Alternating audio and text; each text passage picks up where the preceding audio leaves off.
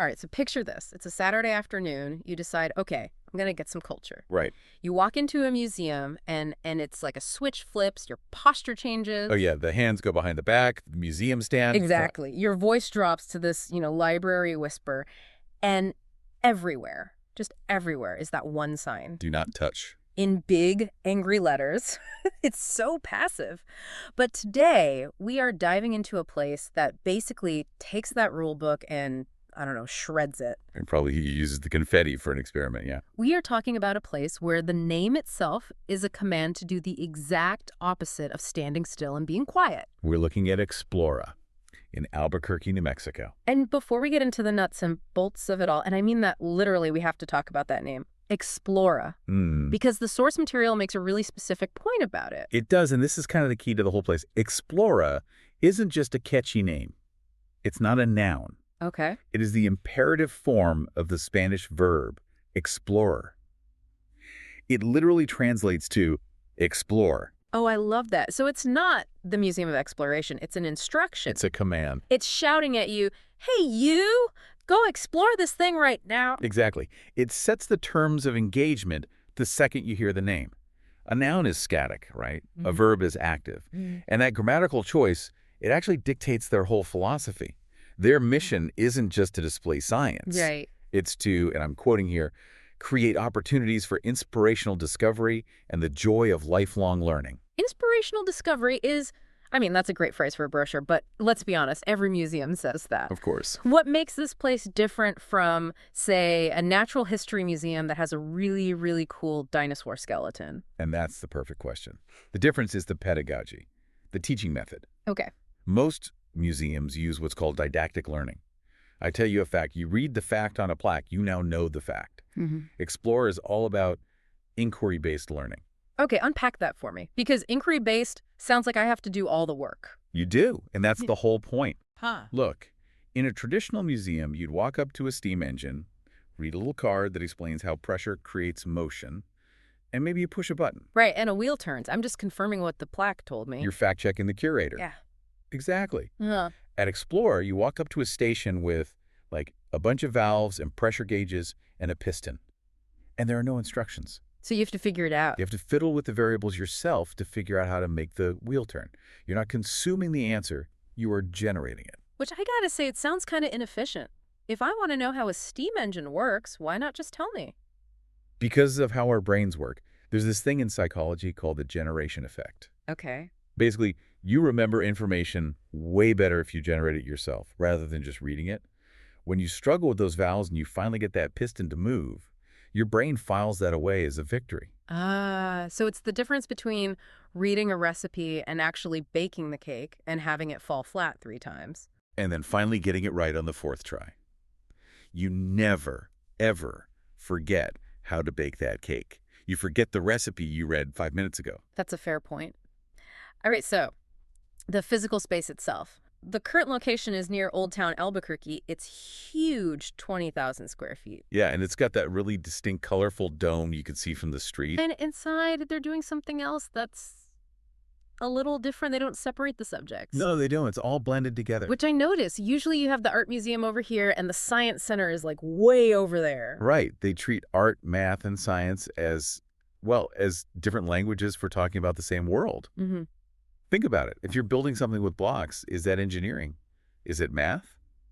Or is it sculpture? The answer is yes. Yeah. It's all of them. The real world doesn't have these neat little subject dividers. Okay, I want to get to the exhibits because I saw a note about a high-wire bike that we have to discuss. But first, the history. Oh, the history is wild. Yeah, the origin story reads like a corporate drama. It is a miracle this place even exists. It really is. You have to picture Albuquerque back in 1983. There were 2 totally separate groups of people All right. who both wanted to start a museum, but they didn't even know about each other. So in one corner, you have the Children's Exploratorium group. I'm picturing finger paints and, soft blocks. Probably. Yeah. And in the other corner, you have the New Mexico Academy of Science. So, the serious academics. Toddlers versus tenured professors. Pretty much. Mm-hmm. And for years, they were just operating on these parallel tracks. Then, around 85, they finally connect. And just as they're starting to talk, A new challenger appears. a third player enters the game. A group called Health Quest. Okay, so now you have three different nonprofits all trying to build a big interactive museum in the same city, all going after the same money. Yeah, that's a recipe for disaster. Usually, you see a big fight, nobody gets enough funding, and nothing gets built. Or you get three tiny, terrible storefront museums that close in a year. Exactly. But this is where they did something really smart. Instead of a turf war, they formed a consortium. They Ah. realized if we go to the city separately, we're all just noise. But if we band together and pitch one big quality of life project for the whole community, Then they have a shot. That's brilliant. They stopped selling science or health and started selling civic improvement. precisely. And it worked. They got the city to approve a tax project. Oh. But, and this is a big but, getting the money on paper is not the same as having a building. And so begins what I'm calling the nomadic years. This is my favorite part. For like a decade, this place was basically homeless. They were wandering in the desert, yes. So follow this timeline. In 93, they open in a downtown Galleria. Okay, respectable. But then they moved to the Sheraton Old Town, A hotel. a hotel. Can you imagine trying to run a physics demo next to a wedding reception? I mean, it sounds crazy, but think about the resilience that it takes. Most organizations would have just quit. True, but then it gets even better. They leave the hotel for a mall. They're a mall museum. Which is actually a fascinating place to be. How so? Well, when you're in a dedicated building, your visitors made a choice to be there. In a mall, you are competing with the pretzel stand and the movie theater. So your exhibits have to be good, like really, really good. Instantly engaging. It's like natural selection for exhibits.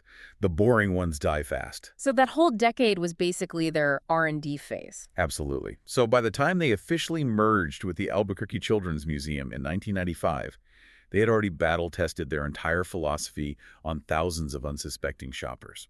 So when they finally opened that permanent building in 2003, they weren't just guessing what would work. They had 10 years of data. They knew hands-on was the only way to go. Okay, let's talk about those hands-on things. Because some of these exhibits, they sound intense. We have to start with the high wire bike. Ah, the signature piece. Describe this for me, because bike on a wire sounds like something from the circus, right before a tragedy. It is exactly what it sounds like. It's a bicycle on a steel cable, suspended about 2 stories up in the air. You climb up, get strapped in, and you just pedal across the open atrium. And your brain is just screaming, this is a terrible idea. Your survival instincts are going crazy, yes. But it's a perfect lesson in physics. Specifically, center of gravity. Okay, explain it. Why don't you just tip over and fall? Because there's this huge, heavy counterweight hanging from a rigid pole directly beneath the bike. It's so heavy that the combined center of mass for you, the bike, and the weight is actually below the wire you're riding on. So to tip over, you'd have to physically lift that giant weight up against gravity. Which you can't do. Physics literally locks you onto that wire. You are more stable up there than you are on a normal bike on the street. But it doesn't feel that way. Not at all. And that disconnect, the feeling of I should be scared but I'm actually safe, that creates this visceral memory. You never forget what center of mass means after that. It's that generation effect again. You're generating the adrenaline so you remember the lesson. Exactly. It turns an abstract concept into an emotion. Okay, then there's the laminar flow fountain. This seems like the polar opposite of the bike. It is. The bike is chaos and fear. This is pure, beautiful order. So what is it? All right, so think about your kitchen faucet. When you turn it on, the water's all bubbly and white, right? That's turbulent flow, Yeah. total chaos. Water molecules are crashing into each other. But if you can get all the layers of water to move perfectly in parallel at the same speed, you get laminar flow. And at Explora, the water looks fake, like a solid glass rod just hanging in the air. It looks frozen until you touch it, and that's the key. You stick your hand in the stream, you create turbulence, and you see the glass just shatter into a normal spray of water. Wow. Then you pull your hand out, and poof, it instantly reforms into that perfect glassy arc. It's mesmerizing. I also have to ask about the experiment bar. Ah, yes. This is just a stroke of genius, socially. It sounds like a sushi bar, but for science. That is the perfect description. You sit at a counter, you're handed a menu, and instead of ordering a drink, you order an experiment. I'll have the circuit board challenge, please. And someone brings it to you? Yep. An educator acts as the bartender. They bring you a tray with all the parts. But why? Why the theatrics? Why not just put the experiments on a table? Because it changes the whole dynamic. If stuff is just sitting out, people, especially kids, they run up, grab something, drop it, and run off. Right, it's chaotic. By making it a bar with a menu, it signals that this is an experience to be savored. It slows you down. It makes you focus. It dignifies the science, treats it like a craft cocktail or something. Exactly. So clearly the locals in Albuquerque love this place. I saw the Best of Burke Awards. And the quote they used was great. It said, Explora gets grown-ups excited too. We all want an excuse to ride the high wire bike. We do. But beyond the local love, Explora has gotten some serious national attention. They're a model for the entire industry. Yeah, I saw they're big in the Association of Science Technology Centers. But the award that really jumped out at me was for a program called Portal to the Public. POP. Yeah, Portal to the Public is probably their most important contribution to the wider scientific community. What's the problem it's trying to solve? It's solving the curse of knowledge. Yeah. See, Albuquerque has a ton of high-level scientists. You've got Sandia, National Labs, Los Alamos. These are literal rocket scientists. Very smart people. Incredibly smart. But if you put a quantum physicist in front of a group of 8-year-olds, it can be a disaster. Haha, I can imagine. They use jargon, the kids get bored, everyone feels frustrated, there's a huge communication gap. So POP is like a translation service for scientists. It's more like empathy training. Explora brings these scientists in for workshops. They teach them how to ditch the jargon, how to think like a non-expert. They help them develop a simple, hands-on activity that explains what they actually do. So they basically turn the scientist into an interactive exhibit. In the best way, yes. Then they put them out on the museum floor. So you, as a visitor, get to meet a real, living scientist and learn what they do. And the scientist learns how to actually talk about their life's work. That feels so important. Science that just stays in the lab doesn't really help anyone. It democratizes the knowledge. Yeah. And that commitment to the community is what led them to, well, the ultimate recognition, the White House. The National Medal for Museum and Library Service. That's the one. It's the highest honor a museum or library can receive in the U.S. And Explora won it in 2010. They did. And the IMLS, the group that gives the award, they give it for community impact. Yeah. They're not looking for who has the most famous painting. They're looking for who is actively making their community a better place. There's this great image of the executive director, Patrick Lopez, getting the award. It's just such a powerful story arc. You think about it. They start as 3 separate bickering groups. They spend a decade wandering through hotels and malls. And they end up at the White House. It completely validates that whole struggle.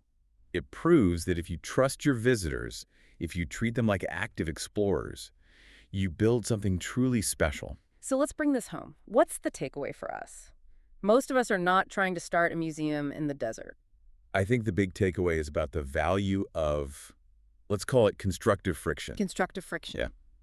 We spend so much of our lives trying to remove friction, right? We want the easy answer. We want the laminar flow. But Explore proves that real learning, real growth, only happens when you introduce a little bit of friction. The struggle with the valves and the steam engine. Exactly. Or the struggle of merging 3 different groups. Or the friction of trying to explain nuclear physics to a 10-year-old. That's where the good stuff happens. So if you're facing a problem right now, at work or whatever, and you're frustrated that you can't find the instruction manual, you should realize that the lack of an instruction manual is the whole point. You're in the inquiry phase. You have to get your hands on it and just start messing with the variables until the wheel starts to spin. stop looking for the plaque on the wall. And start building the pressure yourself. Be the verb, not the noun. Be the verb. I like that. Thanks for diving in with us today. Keep exploring.